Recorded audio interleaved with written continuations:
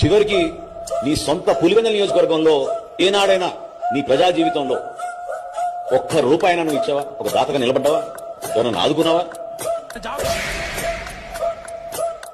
అటు చూడు